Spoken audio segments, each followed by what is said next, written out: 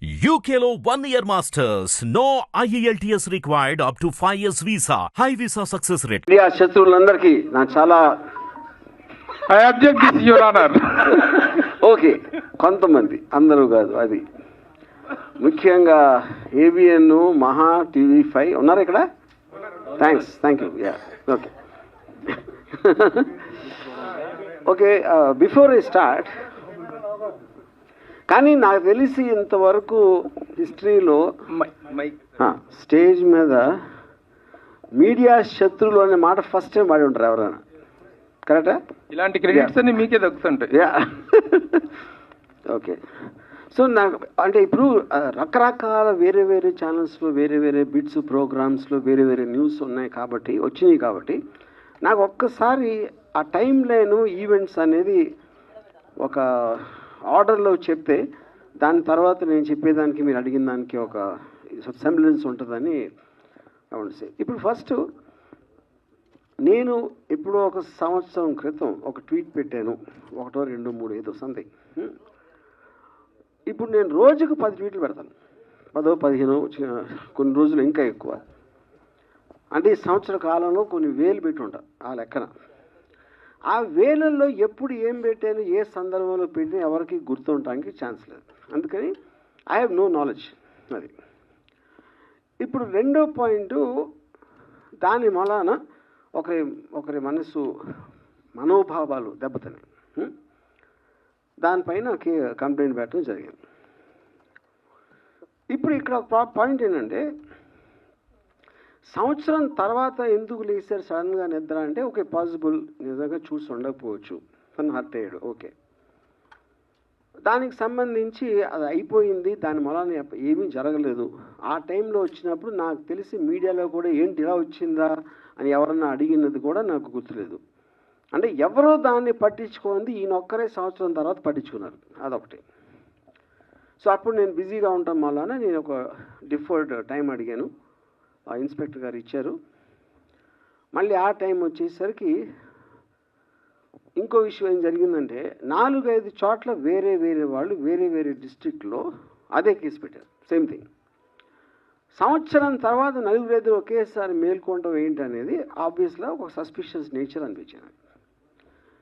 ఇప్పుడు anticipatory bail by definition దానికి ఉన్న ప్రొవిజన్స్లో మీరు ఒక నార్మల్ ప్రొసీజర్ ప్రకారం జరగట్లేదు అని ఒక అనుమానం వచ్చినప్పుడు మీరు కోర్టుకి చెప్పి అప్పుడు కోర్టు డిసైడ్ చేస్తుంది ఇది దానికి బెయిల్ ఇవ్వడానికి ఉందా లేదా, అసలు ప్రైమా ఫేసి బట్టి దేని బట్టి వాట్ ఎవర్ లా పాయింట్స్ బట్టి.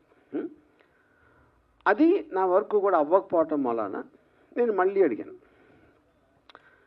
ఇంకొక డేటు కావాలంటే అర్జెంట్ అయితే నేను వర్చువల్ అపియరెన్స్లో వీడియో ద్వారా ఇస్తాను. అది చాలామంది చేస్తున్నారు, సుప్రీంకోర్టు మీద కూడా దాని ఉంది.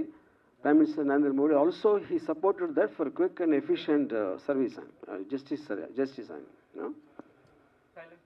అప్పుడు నేను ఆ టైంలో 11 గంటలకి ఎప్పేర్ అవ్వాలి 25వ తారీఖు అంటే నేను 10 గంటలకి నేను ఒక రిప్లై ఇచ్చాను, ఇలా కుదురుతుందా అని. ఒక 20 నిమిషాల్లో పోలీసులు వచ్చారు. నేను పెట్టిన 20-30 మినిట్స్లో అది కూడా మీడియాతో పాటు వచ్చారు. ఆ మీడియా ఎవరంటే ఏబిఎన్, మహా, మన గ్రేట్ TV5 వాళ్ళే అంటలేదు, ఇంకా వేరే వాళ్ళు కూడా వచ్చారు.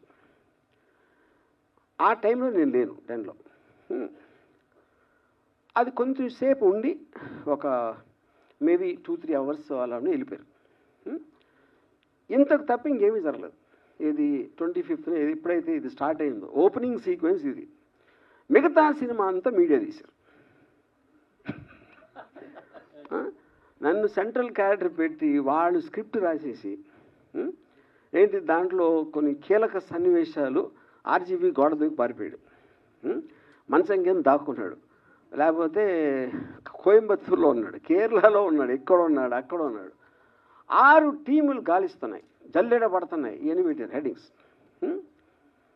ఇప్పుడు నా క్వశ్చన్ ఏంటంటే చాలా కామన్ సెన్సికల్ పాయింట్ దీంట్లో.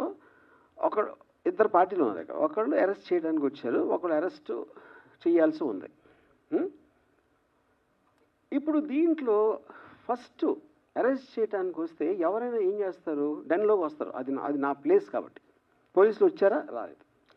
అది ఓకే, వాళ్ళ కారణాలు వాళ్ళకు ఉండొచ్చు. వీళ్ళు అడిగారా ఎందుకు వెళ్ళట్లేదు లోపలికి అని అడగల.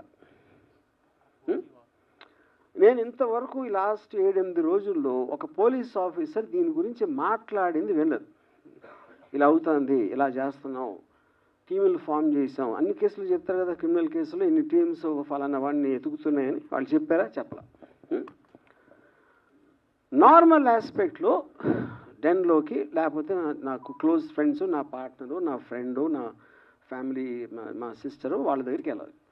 అక్కడ దొరకపోతేనే నెక్స్ట్ వైడింగ్ చేస్తారు. ఇవన్నీ వదిలేసి వైడింగ్ చేయడం అంటే అసలు ఏమన్నా అర్థం ఉందా?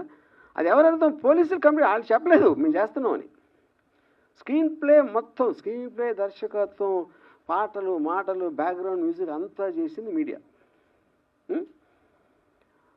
అప్పుడు దీంట్లో లార్జర్ పాయింట్ ఏంటంటే, నాకు నా కేసు ఒకసారి పక్కన పెడితే నేను ఒక చిన్న ఎగ్జాంపుల్ ఇస్తాను.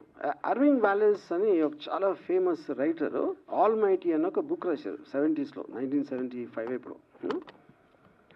అదేంటంటే న్యూస్ పేపర్ ఇండస్ట్రీలో పర్టికులర్ న్యూస్ పేపర్ ఓనరు తను అన్ని పేపర్లకు ఒకే న్యూస్ వస్తాయి కదా, మన న్యూస్లో స్పెషాలిటీ ఉంటుంది, మన పేపర్లో ఒక యూనిక్నెస్ అనేది లేకపోతే మనది ఎందుకు ఎక్కువ కొంటారు అని ఒక ఆలోచనతో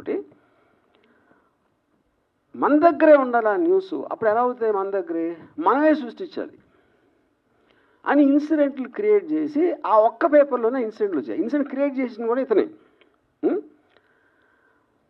అది దీన్ని బేస్ చేసి అంతిమ తీర్పు అలాంటి కొన్ని సినిమాలు కూడా వచ్చినాయి ఆ టైంలో, ఆల్ మైటీ బుక్ బేస్ చేసి. కానీ ఇప్పుడు ఒక ఎక్స్ట్రాడినరీ అడ్వాన్స్మెంట్ ఏమైపోయిందంటే న్యూస్ సృష్టించగల ఉన్న న్యూస్ని మీరు వేరేగా చూపించాలి. అది మనం ఇప్పుడు డెవలప్మెంట్ అయ్యింది అది. సో దానికి ఎగ్జాంపుల్ ఇందాక ఇచ్చాను అది. ఇప్పుడు కమింగ్ టు ద కేస్, ఇప్పుడు ఇది నా ఒక్కటిదే కాకుండా ఐ ఫీల్ ఇప్పుడు లా అనేది ఎప్పుడో సంవత్సరాల క్రితం ఎప్పుడు చేస్తారు. లాకి టెక్నాలజికల్ అడ్వాన్స్మెంట్కి, సోషల్ అడ్వాన్స్మెంట్కి ఆల్వేస్ ఒక చిన్న గ్యాప్ ఉంటుంది. ఆ గ్యాప్ ఎందుకు ఉంటుందంటే మీరు సృష్టించినప్పుడు ఉన్న కండిషన్స్, టెక్నాలజీ వేరవ్వచ్చు. ఇప్పుడు అది మారిపోయింది కాబట్టి దాన్ని ఎలా కవర్ చేస్తుందని ఒక వేగ్నెస్ వచ్చేస్తుంది లాలో. సైబర్ దాంట్లో అది ప్రాబ్లం. సోషల్ మీడియా ఎప్పుడు వచ్చింది, లేకపోతే లైవ్ స్ట్రీమింగ్ ఇలాంటివి వచ్చినప్పుడు ఏ విధంగా దాన్ని ఎనాక్ట్ చేయాలనేది చాలా కష్టమైపోతుంది. అది చెప్తాం. అప్పుడు ఎవరి దృష్టిలో ఇప్పుడు టూ మచ్ చేయకూడదు అని వింటాం మనం. టూ మచ్ అంటే ఏంటి అసలు? అది ఏమైనా డెఫినేషన్ ఉంటుందా? డిక్షనరీలో దొరకదు. ఎవరి దృష్టిలో టూ మచ్, ఆ టూ మచ్ని ఎలా మెజర్ చేస్తారు? టూ మచ్ ఇవన్నిటికీ ఆ డిఫరెన్స్ ఉంటుంది కదా ఇప్పుడు. ఎందుకంటే మనుషులు అన్నాక వేరే వేరే సెన్సిబిలిటీస్ ఉంటాయి, వేరే ఆలోచన దృక్పథం ఉంటుంది, వేరే ఐక్యూ లెవెల్స్ ఉంటాయి, ఎడ్యుకేషన్ లెవెల్ వేరు ఉంటుంది. అప్పుడు అందరికీ కామన్ చేసి ఇది టూ మచ్, అది 3 మచ్ అని ఎలా చెప్తారు? ఇప్పుడు ఉదాహరణకి నేను 2 days బ్యాక్ ఒక మీమ్ పెట్టాను. డొనాల్డ్ ట్రంప్ కమలా హ్యారిస్కి క్షౌరం చేస్తున్నాడు, గుండు గీస్తున్నాడు. అది నాకేమనిపించింది, నాకు వచ్చినప్పుడు ఆర్టిఫిషియల్ ఇంటెలిజెన్స్ జనరేటెడ్ ఇది ఎంత ఘోరంగా ఓడగొట్టాడు ఎలక్షన్లో అనేది దానికి ఒక ఆర్టిస్టిక్, ఒక comical, caricaturish expression. Hit TV app ని డౌన్లోడ్ చేసుకోండి. ఇందులో short news, live news, entertainment movies అన్ని అవైలబుల్ గా ఉన్నాయి. Please download hit TV app. Hit TV app ని ఫ్రీగా డౌన్లోడ్ చేసుకోండి.